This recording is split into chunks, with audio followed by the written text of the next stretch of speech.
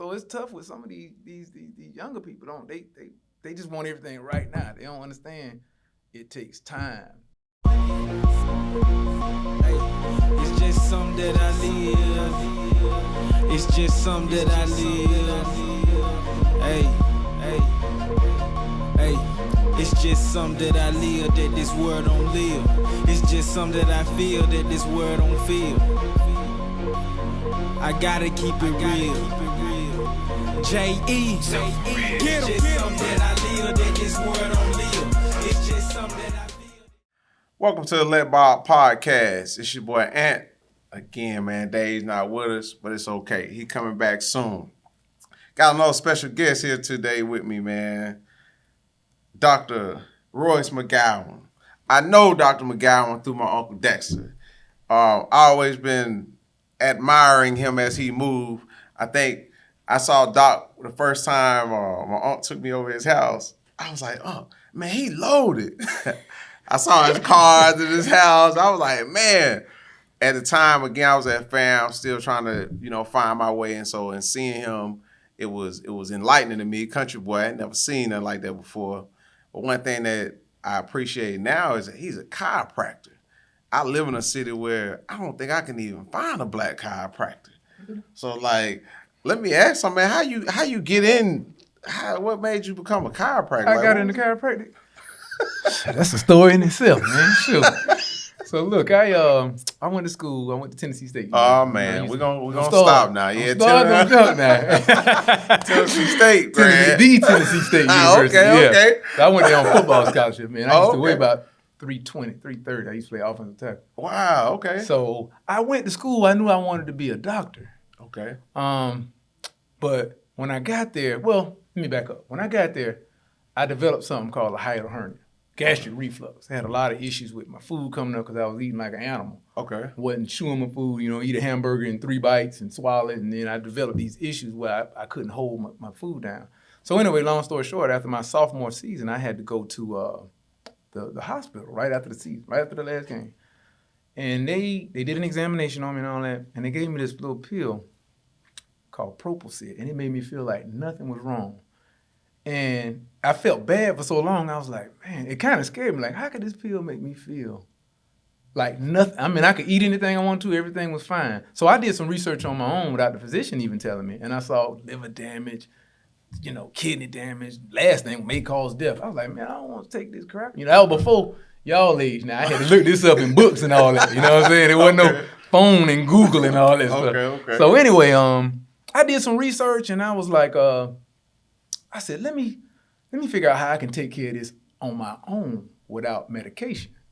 So I found out, I had, chew my food, every time when you chew anything from meat to vegetables to fruit, it needs to be liquid in your mouth before you start swallowing it. It helps with the digestion. Stop eating so late. Okay. Stop. Just a couple things I learned, and I cleared it up on my own, and then I have to take the medication. So then I was like, hey, I'm finna go to medical school. I ain't gonna make no money because I'm gonna be telling people not to take no medicine, but because I said, so I'm gonna get into PT school. So then I went to PT school. I did an internship at Methodist, which is Shands now.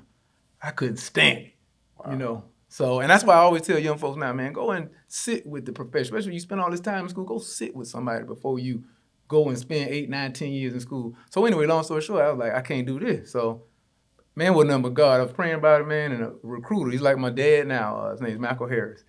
Michael used to play for the Cowboys. He came and he was like, man, you ever thought about chiropractic? I was like, chiro who? I didn't even know what a chiropractor was. I'd never seen. He was like, man, check it out. He said, go sit with a guy. I said with this guy, I'll never forget his name, Dr. Toddy, White Bridge Road up in Tennessee. He said, go sit with him, see if you like it. And man, I went up there, I had a ball. I said, this is it. I'm like, I can do this. People coming in, they want to see the doctor, they wanted it. They left, came feeling bad, left feeling good. Almost immediate results. Not everybody, but most people. I was like, hey, I could do this. I like that. And the rest was history. Okay. All right. So I went ahead, went to school, man, loved it, and I've been living my dream. And it ain't even like I go to work. I had to fuss with my wife about that sometimes, because she always, you work, you this. Hey, it ain't work to me. Yeah, you just love what you do. Yeah, I love what I do. So. Now, the interesting thing about you own your own practice, though. Yes, you ain't sir. just a chiropractor, you're the owner of your company. Which Yeah, that sounds good. Oh no, it is good. So Yeah. what gets you into the ownership mindset? I understand how you got into the field now, Right. but what made you want to own your own practice? Well, I got out. I worked with the guy, Dr. Grady Carter, great guy. Worked with him for like 6-7 years. Okay. And I always recommend that for people, not just in the medical profession, but anywhere. Go and work with somebody, learn the ropes a little bit, pay some dues a little bit, and then get out and figure out what it is you want to do. I always kind of wanted to be a owner myself, but I wanted to learn on someone else's dime. I didn't want to get out and just learn and, you know what I mean, make all the mistakes that. So I learned a lot of stuff of what to do working with Dr. Carter, but I also learned a lot of stuff of what not to do. When I was, and I'm still learning. I mean, I'm young in business. I've only been on my own practice for like, 14 years, actually. So I feel like I'm just now learning how to, how to be, really, really productive. And, I never want to be a guru, because once you become a guru, you get this ceiling. I always want to keep my mind open to learn more and more. You know what I mean? Yeah. So I lost my train of thought. No, it's okay. What? No, so you were telling us how you got in ownership. How basically, I'm assuming you grew up around ownership. If you already kind of had the mentality of ownership, did you grow up seeing owners, or like what planted the seed in your head to want to just be an owner? I know you started with saying that I just always want to be an owner. Like what planted that seed though? My mom owned her own cleaning business. Okay, there we go. Yeah. There we go. So she summertime and even sometimes in high school and in college, man, I was working in the cleaning business, when I came back. And of course that always gives you that entrepreneurial mindset when you see it firsthand. Yes. Yeah. And then dealing with your uncle, man. your uncle, man, he ever since I met him, he's been an entrepreneur. So and he would always tell me about this young guy that he went to school with that said that he would always want to work. What would he always say? He said this guy said he want to make $50,000 working for himself rather than making $200,000 working for somebody else, because you can do what you want to working with you're owning your own stuff. You know what I mean? Yeah. It made a lot of sense when he told me that. But I the freedom that you get as an owner, and the sky's the limit. When Dex told me that, man, it made a lot of sense, because you really can make money-wise, monetary, you can make $50 million a year if you want to put your mind to it. If you want to make $25,000 a year, it's really on you and your comfortability and your mindset and what you want to do and the goals that you put forth. So. No, those are some great points. We push ownership. At Bob, our 4 pillars are finance, ownership, education, and community. So anything you see coming from us, anybody you see us affiliated with, talking to, pushing their products or services is going to align with one of those 4 pillars. The main of those 4 that we focus on, though, is ownership. Like if you don't own anything, you can't really change anything, right? If you're not the owner, it's kind of hard to push change, right? And so for us, we're about trying to shift the mentality of the culture. Our culture, we're a consumption culture. We spend more than any other culture. You're right about that. And so if you go to these poverty-stricken neighborhoods, often there's no ownership. It's often these franchises that are putting their brands in our community and cycling the money out, because we don't own anything. That's true. And so we gotta have a shift in mentality to get a shift in positioning and get more people like yourself, Uncle Dexter, and all the people we have come on the podcast. We strategically put owners on here so you can see common traits of an owner. Like you said, one common principle is, knowing what you're good at and what you like. Right. Not just doing anything for money. When I asked you, like, well, how'd you become a chiropractor? Your first statement wasn't, well, I can make this kind of money. You were looking for something that you were good at and that you like to do. Because no matter how much money you make, if you wake up and you hate going to work, it's just not where it's at. You're right. And you know what? You do what you love. You do what God called you to do, man. Money gonna come. You ain't got to worry about money. Money come. Always. And so that's the cool part about doing these interviews and having people come on the podcast is that you hear these common principles that each one of them have, and it's not. I say it when I'm talking, but to hear just common principles coming from people who often don't even know each other. Right. It's like, okay, that's the mentality I gotta have. Right. So at Bob, we're trying to create just a repository of entrepreneurs that you hear that unfortunately we don't get to see the light shed on, right? You know, the news ain't talking about you and Dex and, you know, some of the other people we've had on the podcast. You know, they're talking about who shot who and who killed who. You know, that's what's been, you know, displayed the most. But our goal is to get more people like yourself out there. So that little kid who's on the football team at TSU right now, you know, I feel sorry for him because he at TSU and not fam, but it's okay. He gonna see his podcast and be like, man, Doc did it. I can do it. Right. You know what I mean? Right. And so that's the cool part about seeing Black excellence in the way that you're getting down. So talk to me about this. Where'd you grow up? You know, I know you went to TSU. Did you grow up in Tennessee? Nope. Okay, I had a where'd you grow football up? scholarship there. Okay. I was born in Kentucky. Kentucky, okay. And probably I've been in Jacksonville since I was 18 months old. So I'm a Jacksonvillian. Okay. Yeah, man. And I'm gonna tell you, I went to Tennessee. I had a couple. I had about 3 or 4 scholarships to schools in Florida. I wanted to go out of Florida. Okay. I did, but you know what? Probably about 3 months out of being out of Florida, I wanted to get back. Okay. In Florida, the bomb. You can't. Florida is where it's at. Okay. So I couldn't wait to get. So I had to spend 10 years away from it. It made me really, really miss it. I'd never leave it again. Yeah. So I'm assuming you had these scholarships. You had to be, you know, a good player. Did you aspire to go to the league? Was that the plan? I did. You know what? And I talked to a couple. I talked to the Jaguars. I talked to San Francisco and Arizona. And I'm gonna tell you. See, I already had an issue when I told you about me having the gastric reflux issue. Okay. So now I'm a lineman, which everybody know linemen, you gotta eat chips and cupcakes. And you gotta stay big. At least back then you did. Now it's a little different. But I was eating grilled chicken and salads. I had to eat healthy. I couldn't eat all that greasy stuff. I couldn't. So I ate constantly. I don't eat peanut butter and jelly to this day, man, because I used to have to eat 4 peanut butter and jelly sandwiches every night. At curfew, I have a coach come by and watch me eat them. Wow. So I had to keep my weight up because my metabolism always been real high. So and I really wasn't no offensive line, so I had to keep all that weight on. My playing weight was about 280, 295. Anyway, Gene Smith at the Jaguars, he was like, man, Royce, he was up there in Tennessee. He came and met with me, looked at the game film. I was sitting there with my offensive line coach. He said, if you gain 48 pounds, I'll give you a shot. That was when we had Leon Searcy, Baselli. We had the biggest offensive line in the league. Okay. He said, now you'll be 326. He said, you'll be 326 pounds. You'll be the lightest lineman on the team.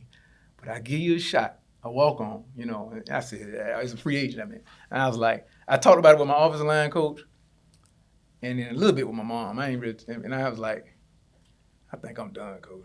I don't really, you know, I'm good. I was, you know, once I knew I was pretty much, you know, that chapter was closed, I was good. I was ready to run, you know. Plus, I was accepted to chiropractic school, too, at the time. And a lot of people don't know, like, them boys, when they play ball, their spring semester is done. You really can't go to class. Your job is football then. So your scouts, your agent, you going to workouts. You got to work out 24/7 if you doing it right. Okay. You know what I mean? So I was like, I had to give up. I had to stop going to school, basically, really. And I was accepted in the chiropractic school contingent on me passing that last spring semester in school too. Okay. So that was a big, like, I had to make a decision. Wow. Know? So I was like, man, I closed that chapter, man, and opened that one up, and sky the limit. So that's interesting. You chose the path of education over the idea that, okay, I can play professional, because a lot of us, we get stuck on, man, I can play for the Jags. Right. You go play for the Jags. But you said, nah, I'm going to the education path. Because they been let me get 330, 40 pounds and then cut me. Yeah, I mean, y'all done see me on the news. They're like in that bad light like you was talking. Y'all ain't finna let me go. What? I done gained 48 pounds. Y'all gonna keep me on this thing. But you know what, though? That's an ownership mentality. Yeah. You made an ownership decision. You didn't think about that. That's what that mentality came from, man, because you looked at it both ways. You said, well, I can pick up the weight. But to my point, if they let me go, now what? Yeah. Or I can go this path, and I know my probability of success is much higher. That too. And then I'm going to tell you this too. My dad, that's a whole nother story. He wasn't around too much. You know, the joke would come up when the joke would think they go into the league or something. Here he go. Oh, now I think you need to go on and go. What you doing? He was kind of like your boy on Waterboy. Daddy on Waterboy. He ain't look like that though. Okay. But he was like, yeah, man, you need to make a decision on that. I'm like, okay, well, this is my decision. Hell out my feet. Yeah. You know what I'm saying? Okay. So that helped too. Okay. when he came with the suggestion, you was like, okay, I think I'm making the right path. Exactly. Now let's back up because you said I didn't know that. You said that spring semester when you finish and you're trying to go to the league, if you're not already done, the likelihood of you finishing is like slim to none. Yeah, them boys when they declare themselves into the draft, your job in the weight room, really, pretty much. Unless you just taking some small little class or something like that, you really can't. You ain't going to class. You can't go to class. Wow. You working out, man. You working out. You traveling. You going to different. Cause it ain't. They got the big combine everybody see on TV, but it's other workouts and stuff you go to. If you got a good agent, you're gonna be doing. So you have pro day at your school. You got to prepare for all that stuff. You a professional. When you have, that's your job. Once you declare, you're a professional. Yeah, that's your job. If you don't get on the team. Yeah, you don't wait. It's just like when you married. You don't wait to what's the name? When the man give you the paper on me, you already practicing like you. You know what I mean? Yeah. You already that. You already practicing like a professional athlete. You doing that's your job. So you don't have time for all that other stuff. So that's funny. So let me ask this, and if you even still aware of any of this, but when you were in school, did they talk anything about financial literacy as an athlete? When you were playing, did they ever prep y'all in any way, form, or fashion about, okay, you going to the league or anybody on the team who has, a high probability to go to the league, did they talk to you about what to do with your money? Or was it just like, you got a game next week, this week, that week, and it's just all about game, nothing about your future, or even finishing school? Like, that's something to think about. Did the coaches ever talk about that, or it was just all sports? Hell no. Can you say that on here? Yeah, man. So look, you can't. No, now I'm gonna tell you, my first coach, he was. That's why I really ended up going to Tennessee State, because my mom, we're gonna make sure your baby graduate. He gonna graduate. He was one of them coaches. Yeah. So they got some of those like that. I believe Dion like that. But he gonna graduate. We're gonna do this. We're gonna do this for him. We're gonna make sure he do what he's supposed to do. We're gonna, once they get the mom, that's it. They're gonna get the kid. So that cool. He got fired my freshman year. Another guy came in and they tried to change I remember, I never forget, they brought all the kids in there, all the starters, my junior year, and they tried to change everybody had like a tough major. Mine was pre-med. People that had computer science and all that. They would try to get them to change their major to either what the coaches coach? PE.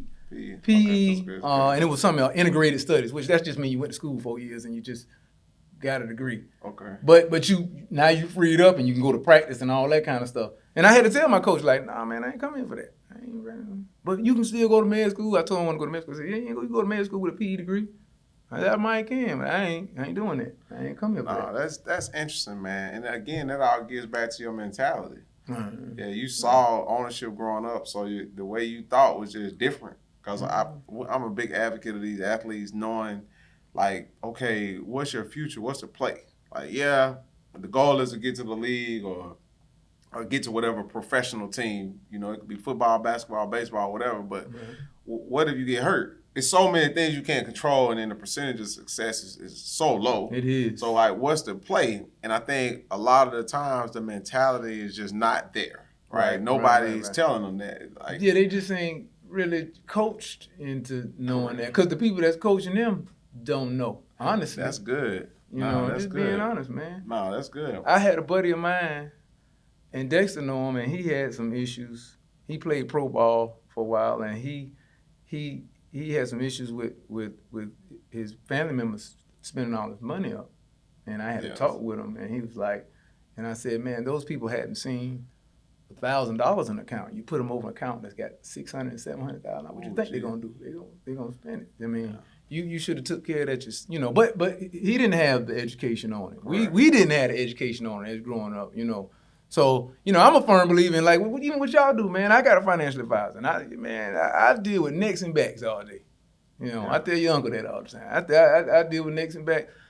Anything else, hey, man, let me get somebody to cut my lawn. Let me get somebody to help me with this financial advising or whatever. I really believe in hiring people and putting people on your team to help you out in certain areas that they're professionals in.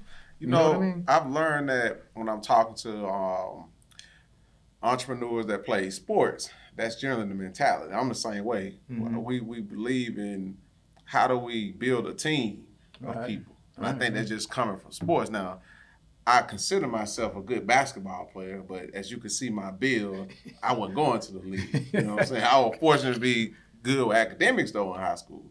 And so I like you, I didn't even want to play college sports because I knew the end goal for basketball is to go to the NBA if you're trying to get paid. Well, I knew that just wasn't likely for me. Mm-hmm. So I chose the academic path as well.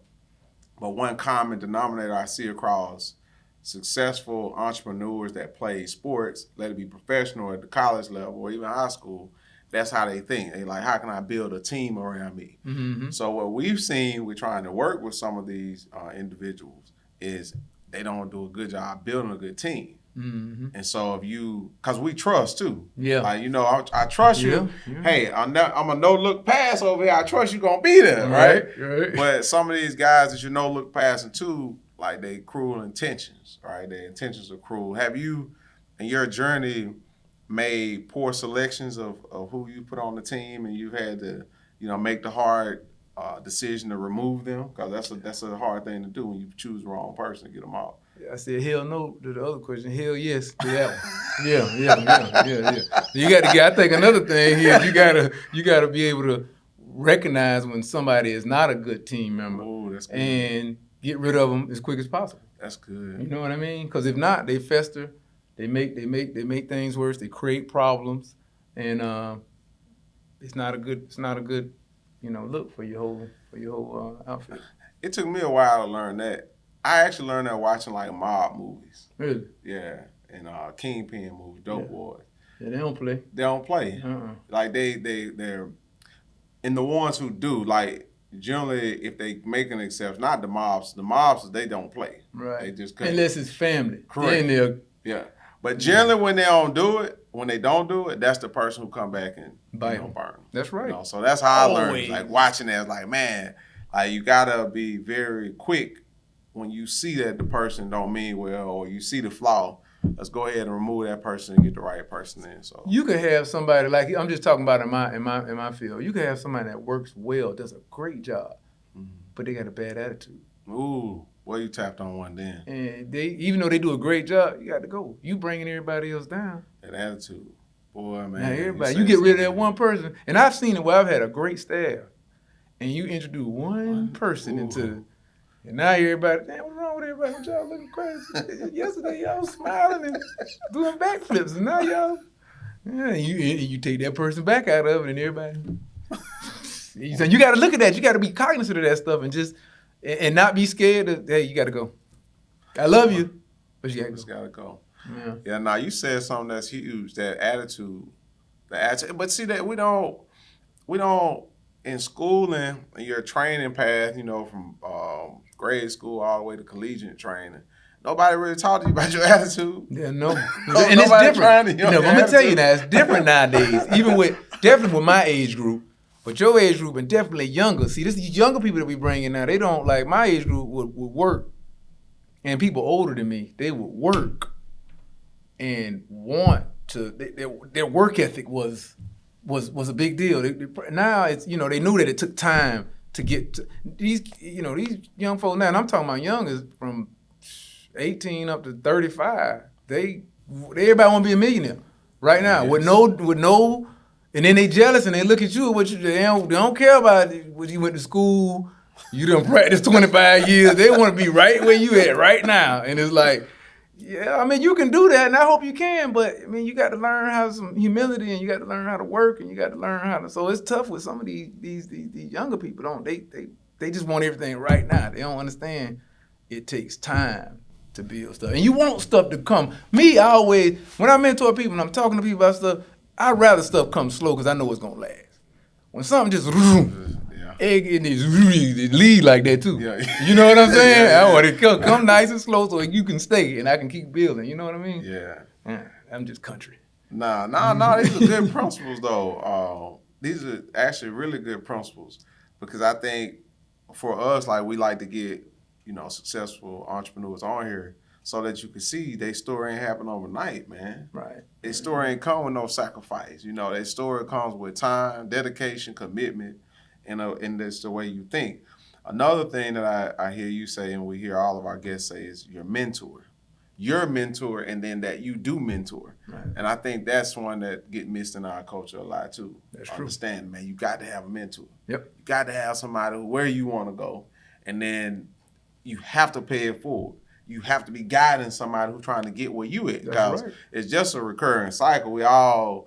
I'm trying to get here, but this guy looking at me want to be where I'm at, you know? And so the art is, how do I figure I need somebody who can guide me, but I also need to be guided. That's true. At all times. I always say the best way, especially to get your team really going, you got to figure out what their dreams are, try to make their dreams happen. Yes. And then your dreams going to happen as well, you know, helping them do what they got to do, not just being, you know, some dictating boss that, you know, don't give a darn about them and just, that ain't cool. I kind of experienced that when I was in corporate, because I used to be a software engineer, you know, by day.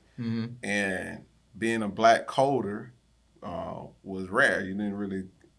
I never really worked with a lot of black coders. In fact, I don't think I ever worked on a team where it was more than 2 black coders at one time. And it was an exception when it was two of us, right? And so in that space, I will remember, I've always been an entrepreneur mindset, but I remember when the head of our department would come in, or the CEO of the company would come in.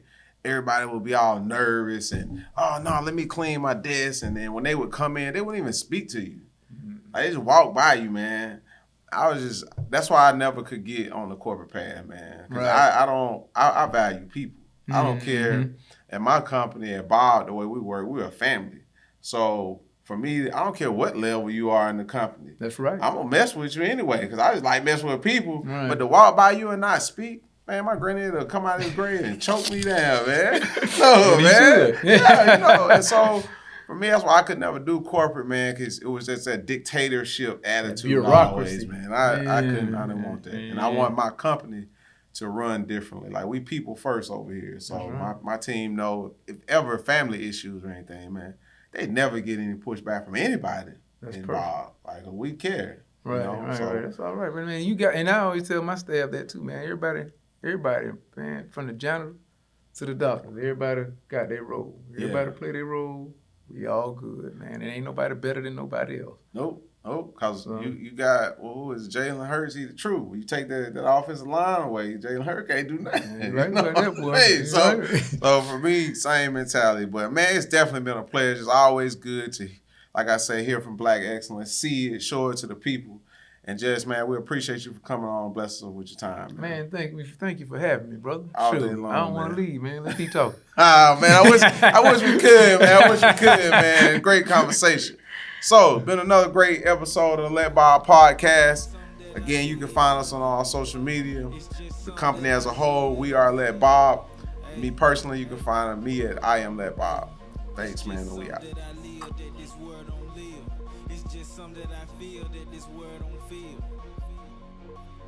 I gotta keep it real.